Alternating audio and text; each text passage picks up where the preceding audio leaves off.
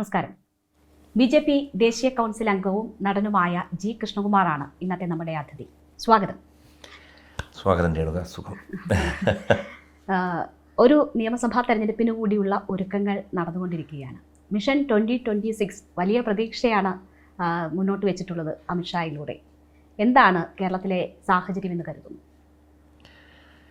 എപ്പോഴും പൊതുപ്രവർത്തനത്തിന് നിൽക്കുമ്പോൾ, പ്രത്യേകിച്ച് ഒരു പാർട്ടിയുടെ ഭാഗമായിട്ട് നിൽക്കുമ്പോൾ, എല്ലാവരെയും പോലെ നമ്മൾ പ്രതീക്ഷ എപ്പോഴും നമുക്ക് വിജയം നേടാനുള്ള പ്രതീക്ഷയായിരിക്കും. അതിനുവേണ്ടി പ്രവർത്തിക്കുകയും ചെയ്യും. അപ്പോൾ ശ്രീ അമിത്ഷാ അദ്ദേഹം ഇതിനു മുമ്പുള്ള ചരിത്രം പരിശോധിക്കുമ്പോൾ അദ്ദേഹം ഇപ്പോൾ ത്രിപുര ആയിക്കോട്ടെ അല്ലെങ്കിൽ ഹരിയാന ആയിക്കോട്ടെ ഒന്നുമില്ലാതിരുന്ന ബി.ജെ.പിക്ക് ഒരൊറ്റ ടേമിൽ ഇലക്ഷൻ വന്നപ്പോൾ അതുവരെ ഒരു എം.എൽ.എ. പോലും ഇല്ലായിരുന്ന സ്ഥലത്താണ് ഭരണം കൊണ്ടുവന്നത്.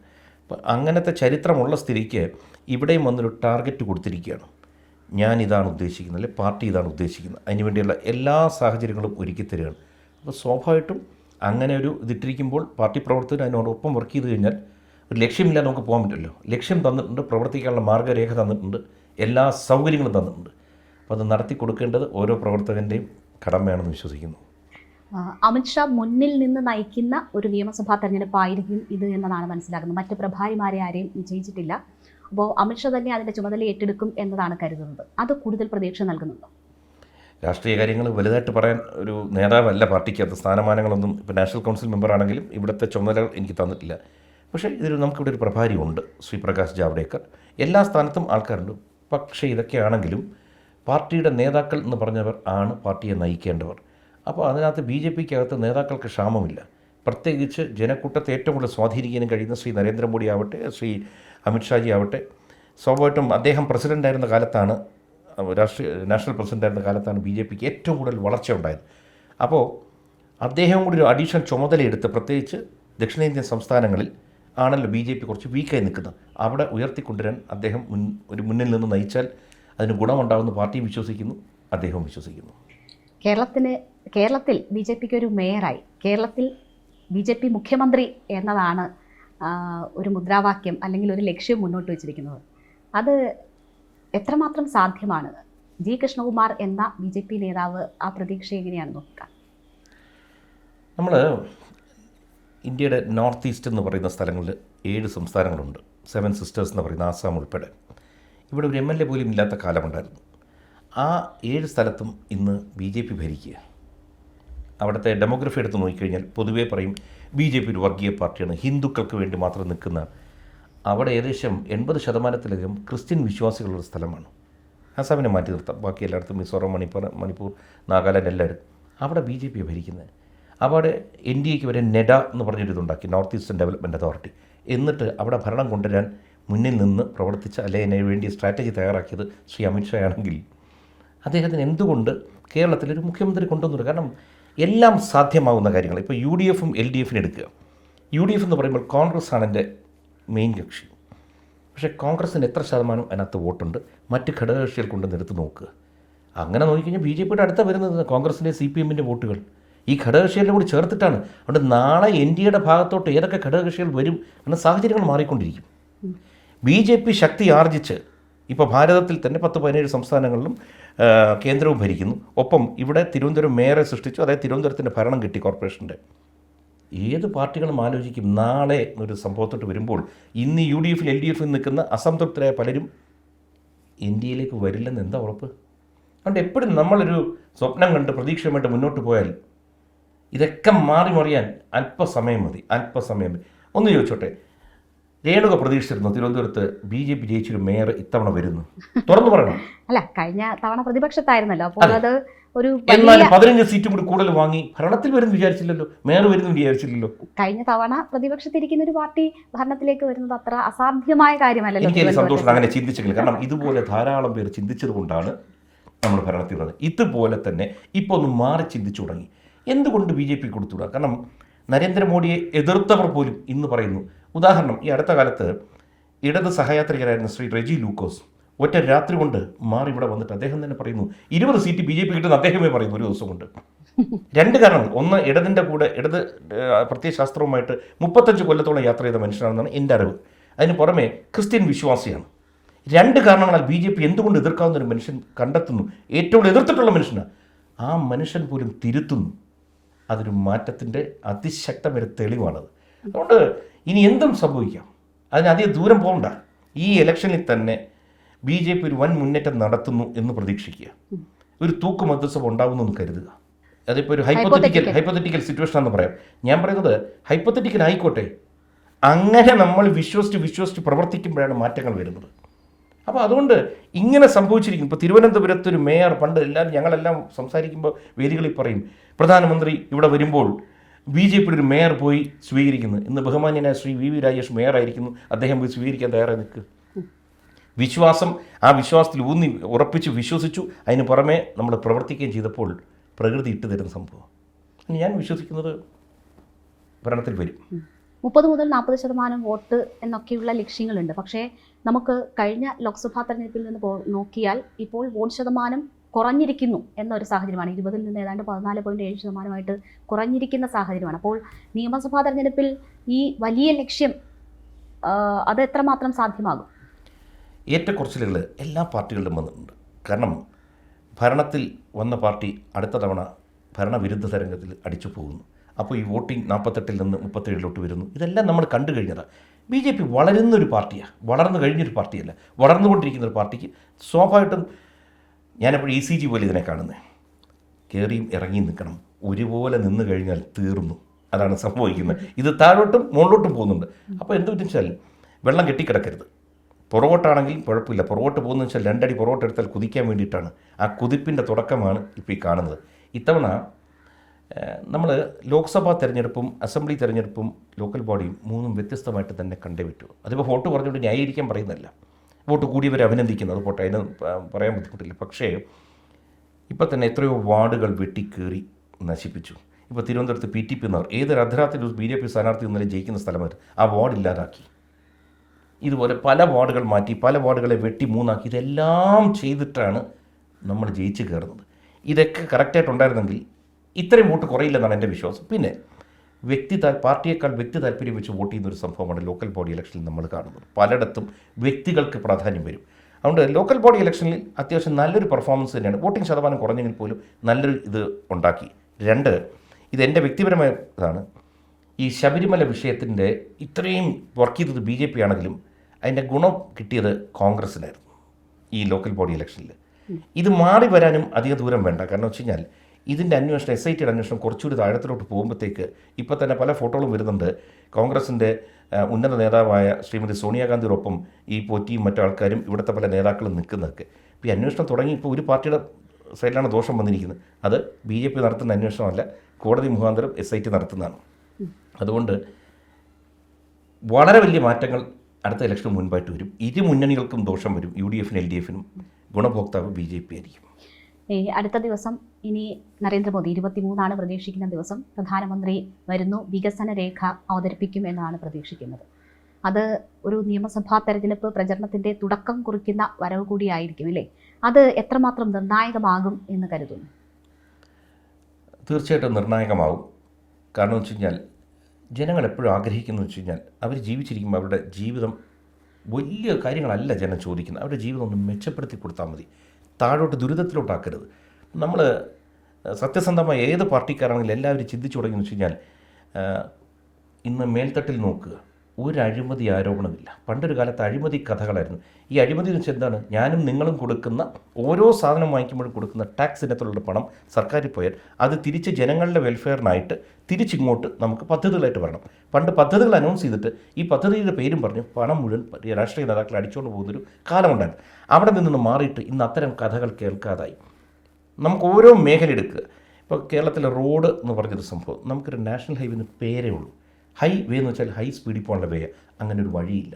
2014 അലോട്ട് ചെയ്ത് 66,000 കോടി രൂപയുടെ വർക്കാണ് ഇപ്പോഴും നടന്നുകൊണ്ടിരിക്കുന്നത്.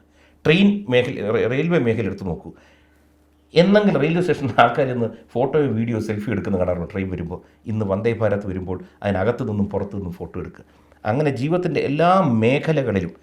അപ്പോൾ ചോദിക്കും ട്രെയിൻ വന്നാൽ വിശപ്പ് മാറുമെന്നൊക്കെ ചിലർ ചോദിക്കും. അതൊന്നും അതിന് ഉത്തരവില്ല. ഇത് നമുക്കിന്ന് ഒരു സ്ഥലത്ത് 5 മണിക്കൂർ കൊണ്ട് എത്താവുന്ന സ്ഥലത്ത് നമ്മൾ 2.5 മണിക്കൂറിൽ എത്തുന്നു. ആ മനുഷ്യൻ്റെ സമയത്തിൻ്റെ വില വളരെ വലുതാണ്. ഇത്തരം എല്ലാ മേഖലകളിലും വ്യത്യാസം വരുത്തിക്കൊണ്ടിരിക്കുകയാണ്. അപ്പോൾ സ്വാഭാവികമായിട്ടും ഇപ്പോൾ തിരുവനന്തപുരത്തിൻ്റെ വികസനം, നമ്മളൊക്കെ തിരുവനന്തപുരത്ത് ജീവിക്കുന്നു, അപ്പോൾ ഇന്നിവിടെ കോർപ്പറേഷൻ്റെ ഭരണം കിട്ടിയിരിക്കുന്നു. അപ്പോൾ കേന്ദ്രം കൊടുക്കുന്ന പണം ഇവിടെ കോർപ്പറേഷനിൽ ഉപയോഗിക്കാൻ അഴിമതിയില്ലാതെ ഒരു ഭരണം കൊണ്ടുവരാൻ ഒരു മേയറെ കിട്ടിയിരിക്കുന്നു. അപ്പോൾ ഏറ്റവും നല്ലൊരു വികസന രേഖ തിരുവനന്തപുരത്ത് പ്രഖ്യാപിച്ച് അത് നടപ്പിലാക്കി കാണിച്ചു കൊടുത്താൽ ഇതിൻ്റെ ഒരു ഓളമടിക്കുന്നത് കാസർഗോഡ് വരെയാണ്. അപ്പോൾ നമ്മൾ നല്ലത് ചെയ്യുന്നു പറഞ്ഞാൽ പോലെ ചെയ്ത് കാണിച്ചു കൊടുക്കണം. അതിനൊരു തുടക്കം പ്രധാനമന്ത്രി തന്നെ വരുന്നു എന്ന് വെച്ചാൽ അത്ര പ്രാധാന്യത്തോടെ ഈ സംഭവങ്ങളെ കാണുന്നതാണ്. വലിയ അത്ഭുതങ്ങൾ പ്രതീക്ഷിക്കണമോ പ്രഖ്യാപനങ്ങൾ? ഇനി അത്ഭുതം എന്ന് വെച്ച് കഴിഞ്ഞാൽ നമ്മളത് പ്രഖ്യാപനത്തിലല്ല നമ്മൾ അത്ഭുതം കാണുന്നത്. പ്രഖ്യാപനം നടത്തിയിട്ട് ഇത് പ്രാവർത്തികമായി കാണിക്കുന്ന ദിവസം അത്ഭുതപ്പെടട്ടെ. അതുവരെ ഞാനും, കാരണം വെച്ച് കഴിഞ്ഞാൽ അനുഭവത്തിൽ നിന്ന് നമ്മുടെ വിശ്വാസം വെച്ചാൽ അദ്ദേഹം പ്രധാനമന്ത്രി ഇപ്പോൾ വന്ദേ ഭാരതിന് ട്രെയിൻ ഇട്ടത് T18 എന്നായിരുന്നു ആദ്യം, ട്രെയിൻ 18 എന്നായിരുന്നു. അതായത് 18-ാം മാസം ഈ ട്രെയിൻ ഇറങ്ങണം എന്നായിരുന്നു. പിന്നെയാണ് വന്ദേ ഭാരത് നാക്കുന്നത്. അതുകൊണ്ട് പറഞ്ഞ തീയതിക്ക് മുൻപ് നടത്തി കാണിച്ചു കൊടുത്തൊരു സംഭവം. അതുകൊണ്ട് ഇവിടെ ഒരു പ്രഖ്യാപനം അങ്ങനെ നടത്തുന്നുണ്ടെങ്കിൽ, വികസനം നടത്തിയാൽ അത് നടത്തി കാണിച്ചിരിക്കും. അതിനായിട്ട് ഞങ്ങളെല്ലാം കാത്തിരിക്കുക. തിരുവനന്തപുരത്ത് ഒരു BJP മേയർ വന്നതാണ് വലിയ ആത്മവിശ്വാസം BJP നേതൃത്വത്തിന് നൽകിയിരിക്കുന്നത്. അപ്പോൾ അതിൽ ലക്ഷ്യമിട്ടുകൊണ്ടുള്ള വികസന രേഖാ പ്രഖ്യാപനമൊക്കെ പ്രതീക്ഷിക്കുന്നു. അത് തിരുവനന്തപുരത്തെ പ്രത്യേകിച്ചും സ്വാധീനിക്കുമെന്ന് കരുതുന്നു. അപ്പോൾ നിയമസഭാ തെരഞ്ഞെടുപ്പുമായി ബന്ധപ്പെട്ട് തിരുവനന്തപുരത്തിൻ്റെ പ്രതീക്ഷകൾ എങ്ങനെയാണ് പാർട്ടിക്ക്? ഒന്ന്, ഇപ്പോൾ തന്നെ ലോക്സഭ എടുത്താലും ഈ നമ്മുടെ ലോക്കൽ ബോഡി എടുത്താലും ഇതെല്ലാം വ്യത്യസ്തമായ ഇലക്ഷൻ ആണെങ്കിൽ പോലും ഇതിനെല്ലാത്തിലും 3 മണ്ഡലങ്ങളിൽ BJPക്ക് മുന്നേറ്റം ഉണ്ടാക്കിയിട്ടുണ്ട്. അതായത് 3 ലീഡ് ചെയ്തിട്ടുണ്ട് ഈ 2 ഇലക്ഷനിലും. ഇതിനൊക്കെ പുറമെ SIR, സ്പെഷ്യൽ ഇൻറ്റൻസീവ് റിവിഷൻ, അതായത് നമ്മുടെ വോട്ടർ പട്ടിക ശുദ്ധീകരിക്കുക, ഇതാദ്യം ടെസ്റ്റ് ചെയ്തത് ബീഹാറിലാണ്. അവിടെ അന്ന് 68 ലക്ഷത്തോളം ആൾക്കാരാണ് ഈ വോട്ടർ പട്ടികയിൽ നിന്ന് പുറത്തായവർ. അതായത് 2023 വർഷത്തിന് ശേഷമാണ് ഈ SIR നടപ്പാക്കുന്നത്. അതിന് മുമ്പ് പലതവണ നടത്തിയിട്ടുണ്ട്.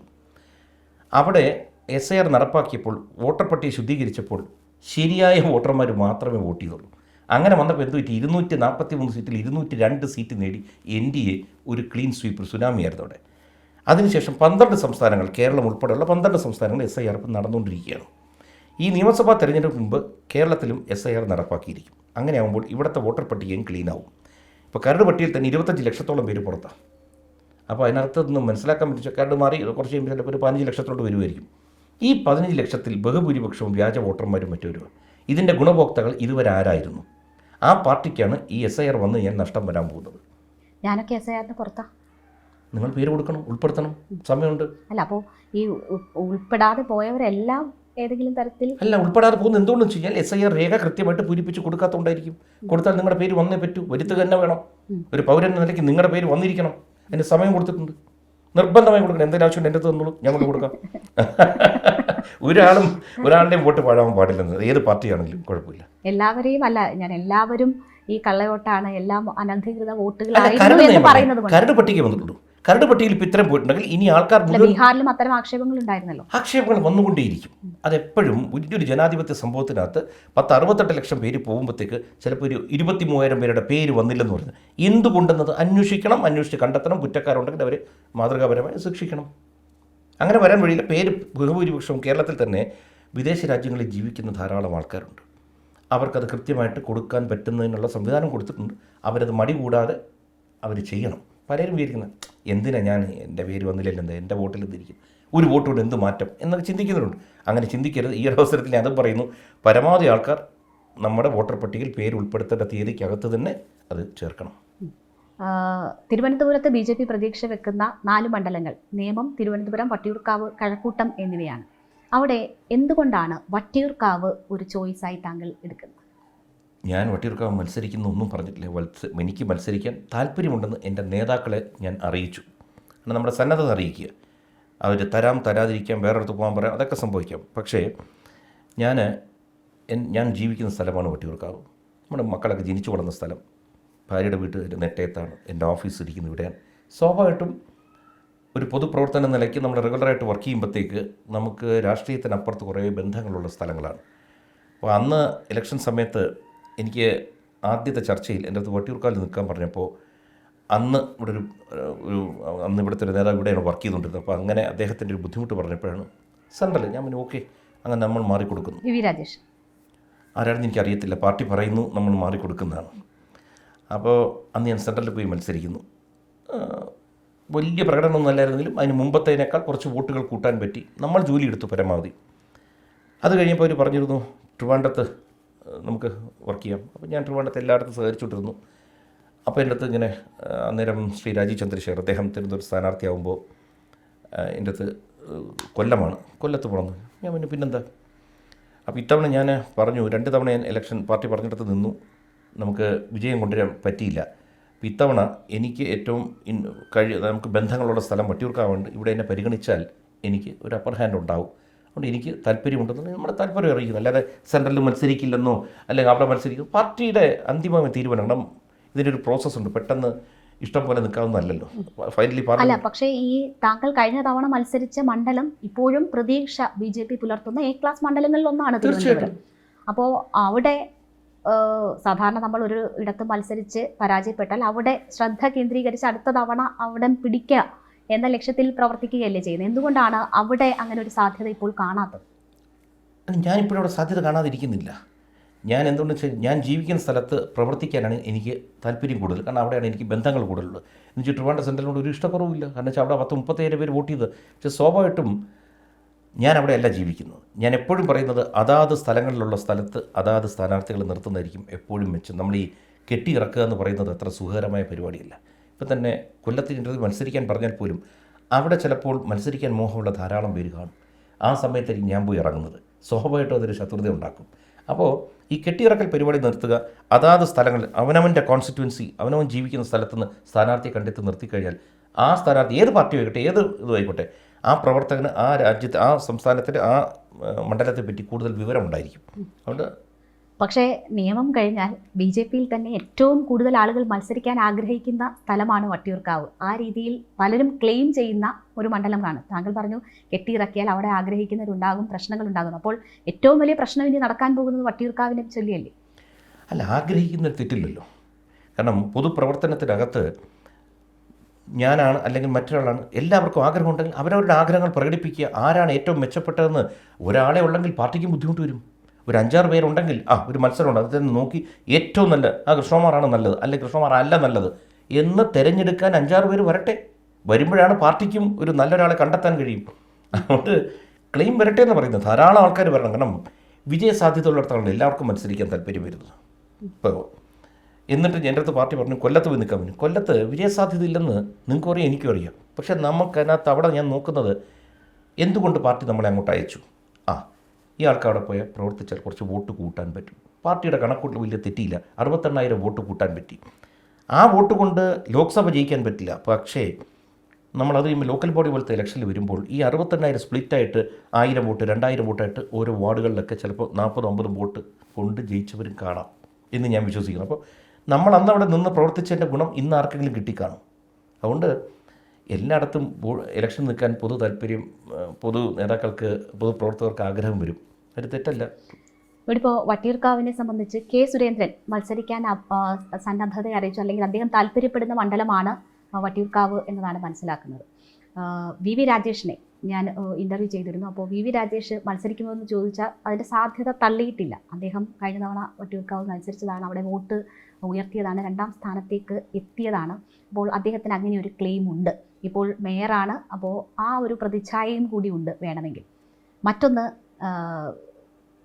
ശ്രീലേഖയാണ്. ശ്രീലേഖ മേയർ സ്ഥാനം പ്രതീക്ഷിച്ചിരുന്നതാണ്, അവിടെ നിന്ന് ഒഴിവാക്കപ്പെട്ടതാണ്. അപ്പോൾ ആ മത്സരത്തിൽ അവരെക്കാൾ മെച്ചം താനാണ് എന്ന് പറയാൻ എന്താണ് G കൃഷ്ണകുമാറിനുള്ളത്? ഇല്ല, അങ്ങനെ ഒരിക്കലും പറയില്ല. കാരണം ഈ പറഞ്ഞ 3 പേരും മികച്ച സ്ഥാനാർത്ഥികളാണ്. അവർ ക്ലെയിം ചെയ്തിട്ടുള്ള എനിക്കറിയത്തില്ല. ഇനിയും ചിലപ്പോൾ വേറെ ആരെങ്കിലും വരാം. ഒന്ന് ആലോചിച്ച് നോക്കി. ഇപ്പോൾ കേന്ദ്രത്തിൽ മന്ത്രിയായിട്ടിരിക്കുന്ന ആർക്കെങ്കിലും അവരെ ഇവിടെ ഇറക്കാമെന്ന് പാർട്ടിക്ക് വേണം ആലോചിക്കാം. പാർട്ടി തീരുമാനിക്കുക. എത്രയൊക്കെ പറഞ്ഞാലും അവരെക്കാൾ സാധ്യതയുണ്ടോ? അങ്ങനെ എനിക്ക് ഒരിക്കലും പറയാൻ പറ്റില്ല. കാരണം എന്നറിയോ, ഞാൻ പറയുന്നത് ഞാനാണ് മികച്ചതെന്ന് ഞാൻ പറയാൻ പാടില്ല. മറ്റുള്ളവർ പറയുന്നത് അല്ല കൃഷ്ണകുമാറാണ് നല്ലത്, അല്ലെങ്കിൽ ഇദ്ദേഹമാണ് നല്ലത്, അല്ലെങ്കിൽ അവരാണ് നല്ലത്, അങ്ങനെ പറയുന്നതിൽ സുഖമുണ്ട്. ഒരിക്കലും ഞാനങ്ങനെ പറയുകയുമില്ല. കാരണം വെച്ച് കഴിഞ്ഞാൽ ഞാനാണ് ഏറ്റവും നല്ലതെന്ന് ഞാൻ വിശ്വസിക്കുന്നത് ബുദ്ധിയില്ലായ്മയാണ്. കാരണം നമ്മളെക്കാൾ മികച്ച ആൾക്കാർ നമ്മുടെ ചുറ്റുമുണ്ട്. ഇപ്പോൾ സിനിമയിൽ അഭിനയിക്കുന്ന പോലെ സിനിമയിൽ പലരും വരുന്നുണ്ട്, അവരെക്കാൾ മികച്ചവർ വേറെ കാണുമായിരിക്കും.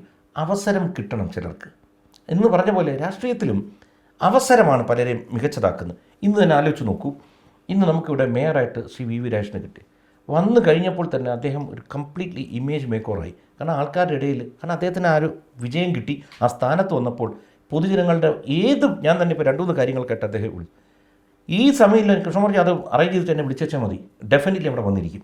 അപ്പോൾ ഞാൻ പറയുന്നത് വെച്ചാൽ ആരാണോ മികച്ച സ്ഥാനാർത്ഥി അവർ വരട്ടെ. കാരണം നല്ല ആൾക്കാർ ജയിക്കണം, എന്നാലേ പാർട്ടി ജയിക്കത്തുള്ളൂ. അത് കൃഷ്ണവും മാറുന്നോ മറ്റാരുന്നൊന്നുമില്ല, ആരും ആയിക്കോട്ടെ, നല്ലവർ വരട്ടെ. ഞാനിപ്പോഴും ഇവിടെ പ്രവർത്തിച്ചുകൊണ്ടിരിക്കുക, നാളെ ഞാനല്ല വേറെ ആളെ കൊണ്ടുവന്നിരിക്കട്ടെ, അവരെ വിജയിപ്പിക്കുക. കാരണം നാളെ അവർ ജയിച്ചാലും മതി, അത് നമ്മുടെ വിജയമായിട്ട് നമ്മൾ കണക്കാക്കണം. അത്രേ ഉള്ളൂ പ്രശ്നം. ഓക്കെ, ഇത് ആദ്യം കോർ കമ്മിറ്റിയിലേക്ക് പ്രത്യേക ക്ഷണിതാവായിട്ടാണ് കൃഷ്ണകുമാർജിയെ വിളിക്കുന്നത്. അവിടെ എത്തുന്നു. അമിത്ഷായോട് ആ യോഗത്തിൽ തന്നെ എനിക്ക് വട്ടിയൂർക്കാവ് മത്സരിക്കാൻ താല്പര്യമുണ്ട് എന്ന് പറഞ്ഞു എന്നതാണ് പുറത്തു വന്നിട്ടുള്ള വാർത്ത. അതിനു മുൻപ് ആരോടെങ്കിലും സംസ്ഥാന നേതൃത്വത്തിലെ ആരോടെങ്കിലും അക്കാര്യം സൂചിപ്പിച്ചിരുന്നു? രണ്ട് കാര്യങ്ങളാണ്. ഒന്ന്, ഞാൻ ആദ്യമായിട്ട് ഒരു കോർ കമ്മിറ്റിയിൽ പങ്കെടുക്കുന്നത്, അത് താങ്ക്സ് ടു എൻ്റെ state president, general secretary Shri advocate Suresh. ഇവർ രണ്ടുപേരും, കാരണം ഞാനിവിടെ ചുമതലയുള്ള ഒരാളല്ല, എന്നിട്ട് എന്നെ അതിനകത്ത് പങ്കെടുപ്പിച്ചു. ഒരു കോർ കമ്മിറ്റിയിലും അല്ലെങ്കിൽ ഒരു നേതാവിൻ്റെ നമ്മൾ പോയി ചില കാര്യങ്ങൾ പറയുന്നത് എൻ്റെ വായിൽ നിന്ന് വെളിയിൽ വരാൻ പാടില്ല. കാരണം വെച്ചാൽ ഞാനും ഇങ്ങനെ പല വാർത്തകളും കണ്ടു. എൻ്റെ അടുത്ത് ചോദിച്ചു, ഞാൻ പിന്നെ എനിക്കറിയില്ല, കാരണം അവിടെ പറഞ്ഞത് നമ്മൾ പുറത്ത് പറയാൻ പാടില്ല എന്നുള്ളതാണ് പാർട്ടി നിയമം എന്നാണ് ഞാൻ വിശ്വസിക്കുന്നത്. അല്ലെന്നുണ്ടായിരുന്നു ഞാൻ പറയായിരുന്നു. ഓക്കെ, എൻ്റെ രണ്ടാമത്തെ ക്വസ്റ്റ്യൻ ഉത്തരം പറഞ്ഞോളൂ. അതിനു മുൻപ് ആരോടെങ്കിലും ഈ വട്ടിയൂർക്കാവിലെ മത്സരിക്കാനുള്ള താല്പര്യം സംസ്ഥാന നേതൃത്വത്തെ അറിയിച്ചിരുന്നു? തീർച്ചയായിട്ടും. ഞാൻ നമ്മുടെ പ്രസിഡന്റ് എന്ന് പറഞ്ഞാൽ എൻ്റെ നേതാവാണ് ശ്രീ രാജീവ് ചന്ദ്രശേഖർ, അദ്ദേഹത്തിന് പോയി ഞാൻ കാര്യങ്ങൾ അറിയിച്ചിട്ടുണ്ട്. എനിക്കിങ്ങനെ മത്സരിക്കാൻ താല്പര്യമുണ്ട്. അനുകൂല സമീപനമായിരുന്നു അദ്ദേഹത്തിന്? അല്ല, അത് അദ്ദേഹത്തിനും പറയാൻ പറ്റില്ലല്ലോ. കാരണം വെച്ച് കഴിഞ്ഞാൽ അദ്ദേഹം ചുമതലയിൽ ഇരിക്കുമ്പോഴത്തേക്ക് ഇറസ്പോൺസിബിളായിട്ടൊരു ഉത്തരം പറയാൻ പാടില്ല. അദ്ദേഹം അതിന് പറഞ്ഞു ഡെഫിനറ്റ്ലി കൺസിഡർ ചെയ്യും, പേര് മുകളിൽ പോയി അവർ പാസ്സാക്കി വരട്ടെ, ഓൾ ദ ബെസ്റ്റ് പുള്ളി ആശംസിച്ച് വിട്ടു. അല്ലാതെ അവർക്ക് പറയാൻ പറ്റില്ലല്ലോ. എന്നാലും നല്ല സമീപനമായിരുന്നു. പിന്നെ അദ്ദേഹം അന്നും ഇന്നും, ഞാൻ അദ്ദേഹം മന്ത്രിയായിട്ടിരിക്കുമ്പോഴും ഞാൻ അദ്ദേഹത്തെ പോയി കാണാറുണ്ട്. അന്നും വളരെ നല്ല ബന്ധമാണ്, ഇന്നും അതേ ബന്ധം കാത്തു സൂക്ഷിക്കുന്നു. പക്ഷേ യോഗത്തിൽ അമിത്ഷാ അതിൻ്റെ പാർട്ടി സംവിധാനം എങ്ങനെയാണോ അതനുസരിച്ച് പോകട്ടെ, ആരെങ്കിലും ശ്രദ്ധയിൽപ്പെടുത്തുകയാണെങ്കിൽ അല്ലെങ്കിൽ ആരെങ്കിലും നിർദ്ദേശിക്കുകയാണെങ്കിൽ അക്കാര്യം പരിഗണിക്കാം എന്ന് പറഞ്ഞു എന്നതാണ് പുറത്തു വന്നിരിക്കുന്ന വാർത്ത. അവിടെ അമിത്ഷായിൽ നിന്ന് കിട്ടിയ റെസ്പോൺസ് പോസിറ്റീവാണോ? കാരണം അദ്ദേഹം വലിയൊരു നേതാവാണ്. അപ്പോൾ അദ്ദേഹം അതിനകത്ത് പറഞ്ഞു വെച്ച് കഴിഞ്ഞാൽ സ്വാഭാവികമായിട്ടും പാർട്ടിക്കൊരു രീതിയുണ്ടല്ലോ, ആ രീതിയിൽ എടുക്കാൻ പറ്റും. തീർച്ചയായിട്ടും കൃഷ്ണകുമാറിൻ്റെ പേര് വന്നാൽ അത് പരിഗണിക്കും. സംസ്ഥാന നേതൃത്വത്തിൽ നിന്ന് അങ്ങനെ ഒരു നിർദ്ദേശം ഉണ്ടാകുമെന്ന് താങ്കൾ പ്രതീക്ഷിക്കുന്നു? തീർച്ചയായിട്ടും. കാരണം എന്ന് വെച്ചാൽ അവർക്ക് നല്ലതെന്ന് തോന്നുന്ന സ്ഥാനാർത്ഥികളുടെ പട്ടികയിൽ അവർക്ക് ഞാൻ നല്ലതെന്ന് തോന്നുന്നു, ഡെഫിനറ്റ്ലി അവരോട് നയിക്കുമല്ലോ. അയക്കാതിരിക്കേണ്ട യാതൊരു കാര്യമില്ല. കാരണം ഞാൻ എല്ലാവരുമായിട്ടും എന്നും നല്ല ബന്ധം കാത്തു സൂക്ഷിച്ചു പോകുന്ന ഒരാളാണ്. പിന്നെ നല്ല ബന്ധമുണ്ട്, ബന്ധത്തിൻ്റെ പേരിൽ എന്നെ സ്ഥാനാർത്ഥിയാക്കണം എന്ന് ഞാൻ ആഗ്രഹിക്കുന്ന തെറ്റാണ്. ഞാൻ നല്ലതെന്ന് അവർക്ക് തോന്നിയാൽ ഡെഫിനറ്റ്ലി അവരയക്കും, ഒരു ബുദ്ധിമുട്ടുണ്ടാവില്ല. കെ സുരേന്ദ്രൻ എന്ന ഒരു സ്ഥാനാർത്ഥിയേക്കാൾ സാധ്യത താങ്കൾക്ക് കാണുന്നുണ്ട്? അങ്ങനെ കാണാൻ പാടില്ല. കാരണം വെച്ച് കഴിഞ്ഞാൽ ഒന്ന്, അദ്ദേഹം മുൻ പ്രസിഡൻ്റായിരുന്നു. ഡെഫിനറ്റ്ലി മുൻ പ്രസിഡന്റുമാർക്കും മറ്റവർക്കൊക്കെ എന്നേക്കാൾ ഒരു ക്ലെയിം കാണും, ഒരു വോയിസ് കാണും, അതിൽ യാതൊരു തർക്കവുമില്ലല്ലോ. കാരണം വെച്ച് കഴിഞ്ഞാൽ അവർ പാർട്ടിയെ നയിച്ചവരാണ്, കേരളം മുഴുവൻ. അവർ കേരളത്തിൽ എവിടെ നിന്നും ജയിക്കാൻ സാധ്യതയുള്ളവരാണ്. ശ്രീലേഖയ്ക്ക് വട്ടിയൂർക്കാവ് സംസ്ഥാന അധ്യക്ഷൻ തന്നെ ഉറപ്പ് നൽകിയിട്ടുണ്ട് എന്ന തരത്തിലുള്ള വാർത്തകളുണ്ടായിരുന്നു. അതായത് മേയർ സ്ഥാനത്തേക്ക് പരിഗണിക്കപ്പെട്ടു, പിന്നീട് ഒഴിവാക്കപ്പെടുന്ന സാഹചര്യത്തിൽ അത്തരമൊരു വാഗ്ദാനം നൽകി എന്ന വാർത്തകളുണ്ടായിരുന്നു. അപ്പോൾ ആ വാക്ക് പാലിക്കേണ്ടി വരില്ലേ? ഒന്നാമത്തെ കാര്യം, ഇതൊക്കെ നമ്മുടെ സംസ്ഥാന നേതാക്കൾ അല്ലെങ്കിൽ പ്രസിഡന്റ് ആരും വന്ന് ഇതൊന്നും പറഞ്ഞിട്ടില്ല. ഇതൊക്കെ ഓരോ സ്ഥലത്തു നിന്ന് ഇങ്ങനെ വാർത്തകൾ വരുന്നതാണ്. അത് ഓരോരുത്തർ ഇഷ്ടത്തിന് ഓരോരുത്തർ എഴുതുന്നതായിരിക്കും. ഒരിക്കലും അദ്ദേഹം അവർക്ക് ഇതിനു മുമ്പ് പറഞ്ഞ ഒരു വാക്കും കൊടുത്തതായിട്ട് നമ്മളാരും കേട്ടിട്ടില്ല. ശ്രീമതി ശ്രീലേഖയും ഇതൊന്നും പറഞ്ഞതായിട്ട് നമ്മളും കേട്ടിട്ടില്ല. അപ്പോൾ വാർത്തകൾ പലതും വരും. ഇതെന്തെങ്കിലും ഉണ്ടെങ്കിൽ തന്നെ പാർട്ടി അത് മനോഹരമായിട്ട് ഹാൻഡിൽ ചെയ്ത് കൊണ്ടുപോവുകയും ചെയ്യും. കാരണം വലിയൊരു പ്രസ്ഥാനമല്ലേ BJP. ഇപ്പോൾ വട്ടിയൂർക്കാവ് ഇതുപോലെ BJPയെ സംബന്ധിച്ച് സാധ്യതയുള്ള ഇടമാണ്. പക്ഷേ ഈ മേയർ തെരഞ്ഞെടുപ്പിന് ശേഷം ഉണ്ടായ സാഹചര്യങ്ങൾ, ഈ MLA ഓഫീസുമായി ബന്ധപ്പെട്ടുണ്ടായ വിവാദങ്ങൾ, ആ MLA അവിടുന്ന് പടിയടച്ച് പിണ്ഡം വെക്കുന്ന പോലത്തെ ഇടപെടലുകളൊക്കെ ഉണ്ടായിട്ടുണ്ടല്ലോ, അത് നെഗറ്റീവ് ഇമ്പാക്റ്റ് ഉണ്ടാക്കിയിട്ടുണ്ടാവും. എന്താണ് എക്സാക്ട്ലി പാർട്ടി എൻ്റെ എടുത്തിരിക്കുന്നത് എനിക്കറിയില്ല. പക്ഷേ ഒരു കാര്യം നമ്മൾ മനസ്സിലാക്കേണ്ടത്, തിരുവനന്തപുരം ജില്ലയ്ക്കകത്തൊക്കെ ഒരു സ്ക്വയർ ഫീറ്റിൻ്റെയൊക്കെ നമ്മൾ വാടകയ്ക്ക് എടുക്കാൻ, ഇപ്പോൾ ഈ വീട് തന്നെ നമ്മൾ എടുത്ത് 28,000 രൂപ വാടക കൊടുത്തുകൊണ്ടിരിക്കുന്നത്. നേരത്തെ അറിഞ്ഞിരുന്നത് ഞാനും ഒക്കെ അവിടെ നിന്ന് അപ്ലൈ ചെയ്ത് നോക്കിയത്. അവിടെയൊക്കെ കോർപ്പറേഷൻ്റെ ബില്ലിങ്ങിനകത്തൊക്കെ 500 രൂപ കിട്ടും, ഞാൻ എടുത്തതന്നെ. പിന്നെ ഈ പറഞ്ഞ മാതിരി വിവാദങ്ങൾ എന്തായാലും ആ പ്രശ്നം എന്തായാലും അവസാനിച്ചു. ഇരു കൂട്ടരും തമ്മിൽ രമ്യതയിലായി, പ്രശ്നമൊക്കെ അവസാനിച്ചു. അദ്ദേഹം പുതിയൊരു കെട്ടിടത്തിലോട്ട് മാറിയെന്നറിഞ്ഞു. വട്ടിയൂർക്കാവിലെ ജനങ്ങൾ വോട്ട് ചെയ്ത് MLA ആക്കിയ ആളെയാണ് കൗൺസിലർ പുറത്താക്കിയിരിക്കുന്നത്. അപ്പോൾ വട്ടിയൂർക്കാവിലെ ജനങ്ങൾ അത് കാണത്തില്ലേ? BJP അവർ അങ്ങനെ വിലയിരുത്തില്ലേ? അല്ല, രണ്ട് തരത്തിലാണ്. ഇപ്പോൾ പുറത്താക്കിയതല്ല, അദ്ദേഹം തന്നെ സോമനസാലെ മാറി എന്നാണ് അറിയാൻ കഴിഞ്ഞത്. എന്തായാലും അവർ തമ്മിൽ വളരെ നല്ല ബന്ധത്തിലിരിക്കുന്നു. അവർ അനിയനും ചേട്ടനും അനിയനും ചേച്ചിയായിട്ടൊക്കെ ഇരിക്കുന്നു, സംസാരിക്കുന്നത് കണ്ടു. വലിയ സന്തോഷം. കാരണം ഈ കോൺട്രവേഴ്സികൾ ഉണ്ടാവാതിരിക്കട്ടെ. അതിൽ BJPയുടെ പിന്തുണ ശ്രീലേഖയ്ക്ക് ഉണ്ടായോ എന്നൊരു സംശയം തോന്നിയിട്ടുണ്ട്. അത്തരം പ്രവൃത്തികൾ പാർട്ടിയുടെ പിന്തുണ അതിന് കുറവായിരുന്നോ? എങ്ങനെയാണ് അതിനെ നോക്കിക്കാണ്ടിട്ടുള്ളത്? അത് അനാവശ്യ വിവാദങ്ങളായിരുന്നു, ഒഴിവാക്കേണ്ടതായിരുന്നു. ഞാൻ ഈ വീണ്ടും പറയുന്നത് വെച്ചാൽ ഇത് പാർട്ടി അത് എത്രയോ മനോഹരമായിട്ട് ഇരിക്കുന്നത് ഇരുകൂട്ടം നമ്മൾ സംസാരിച്ചങ്ങ് ഒരു വിവാദത്തിൻ്റെ അല്ല. സ്വാഭാവികമായിട്ടും ഒരു കൗൺസിലറായിട്ട് തിരഞ്ഞെടുത്തു. അവരൊരു വനിതയും കൂടിയാണ്. അപ്പോൾ അവിടെ ചെന്നിരിക്കുമ്പോൾ ഓഫീസിനകത്ത് സൗകര്യക്കുറവുണ്ടായിരുന്നിരിക്കാം. ഞാൻ നേരിട്ട് കണ്ടിട്ടില്ല, പക്ഷേ ടി വിയിലൊക്കെ കണ്ടതാണ്. അപ്പോൾ എന്തായാലും പറഞ്ഞങ്ങ് രണ്ടു കൂട്ടരും രമ്യതയിലായി, പ്രശ്നങ്ങളൊക്കെ ഒഴിവായി. രണ്ടുപേരും അവരുടെ ജോലി കൃത്യമായിട്ട് നിർവഹിച്ചു തുടങ്ങിയെന്ന് വിശ്വസിക്കുന്നു. അക്കാര്യങ്ങളിൽ എന്തെങ്കിലും ഇതുണ്ടെങ്കിൽ ജനങ്ങളെ ബോധ്യപ്പെടുത്താൻ പറ്റും. ആർക്ക്? സ്ഥാനാർത്ഥിയാണെങ്കിൽ. അയ്യോ, വളരെ വിദൂരമായി നിൽക്കുന്ന കാര്യങ്ങളാണ്. എൻ്റെ ഒരു ആഗ്രഹമേ ഞാൻ പറഞ്ഞിട്ടുള്ളൂ. ഇതിപ്പോൾ ഈ വാർത്തയൊക്കെ വരുമ്പോൾ പറയും ഇയാൾ പെയ്ഡായിട്ട് എഴുതി തള്ളുന്നതാണ് കേട്ടോ, ആൾക്കാരെ കൊണ്ട് കണ്ട വട്ടിയൂർക്കാവെന്ന് പറയിപ്പിക്കുന്നതാണ് ഇയാൾക്ക് ആവാൻ വേണ്ടി. അത് വേറൊന്നുമല്ല. സ്വാഭാവികമായിട്ടും പൊതുജീവിതത്തിൽ വരുമ്പോഴത്തേക്ക് എല്ലാവർക്കും ഉയർച്ചകൾ ആഗ്രഹിക്കും. പലരും പല രീതിയിലാണ് അത് എക്സ്പ്രസ് ചെയ്യുന്നത്. ഞാൻ എന്ന് വെച്ചാൽ പണ്ടും നേരെ പോകുന്ന, കാരണം വെച്ചാൽ നമുക്ക് ആഗ്രഹമുള്ളൊരു കാര്യം നമ്മൾ പറയുന്നു, അത് നടക്കാതിരിക്കാം. എനിക്കതിൽ മോഹഭംഗം വരാനോ ഒന്നും വരത്തില്ല. കാരണം നമ്മൾ ശ്രമിച്ചു കൊണ്ടേയിരിക്കണം, കീപ്പ് ഓൺ ട്രൈ എന്ന് പറയും. അപ്പോൾ അത് ഒരു ദിവസം നമ്മളെ തേടി വരും. അപ്പോൾ എൻ്റെ വിശ്വാസം എന്ന് വെച്ച് കഴിഞ്ഞാൽ, ഞാൻ 57 വർഷം ഈ ഭൂമിയിൽ ജീവിച്ച ഒരാളാണ്. അത്യാവശ്യം നല്ലപോലെ ജീവിച്ച ഒരാളാണ്. വലിയ ആരെങ്കിലും ചതിച്ചതായിട്ടോ അല്ലെങ്കിൽ തട്ടിപ്പ് നടത്തിയായിട്ടോ ഒരു അഴിമതി ആരോപണം ഒന്നും എൻ്റെ നേരെ വന്നിട്ടില്ല. ഈ രാഷ്ട്രീയം പോലും എനിക്ക് മനസ്സിലുണ്ടായിരുന്ന ഒരാളല്ല. ഞാൻ ഈ പാർട്ടിയിൽ വരുന്നതിന് മുമ്പ് ഈ പാർട്ടിക്ക് വേണ്ടി പ്രവർത്തിച്ചുകൊണ്ടിരുന്നതാണ്. എല്ലാ ആൾക്കാർക്ക് ഇലക്ഷൻ സമയത്ത് പോയി ചെയ്തുകൊണ്ടിരുന്നതാണ്. എന്തുകൊണ്ട് ഒരു സെക്കൻഡ് തോട്ട് വന്നു വെച്ചാൽ, എത്രയോ കാലം കേരളത്തിലെ ജനങ്ങൾ എന്നെ എൻ്റെ കുടുംബത്തിനെ സ്നേഹിച്ചു. ഞാൻ അന്ന് അഭിനയിച്ചുകൊണ്ടിരുന്ന കാലത്ത് അവരുടെ സ്നേഹമുള്ളതുകൊണ്ടാണല്ലോ നമ്മൾ പിടിച്ചു നിന്നത്. വലിയ സ്റ്റാർ ഒന്നുമല്ല, പക്ഷേ സീരിയലും മറ്റു കാര്യങ്ങളായിട്ട്. അപ്പോൾ ഞാൻ എപ്പോഴും ആലോചിക്കും എന്ത് തിരിച്ചു കൊടുക്കാം.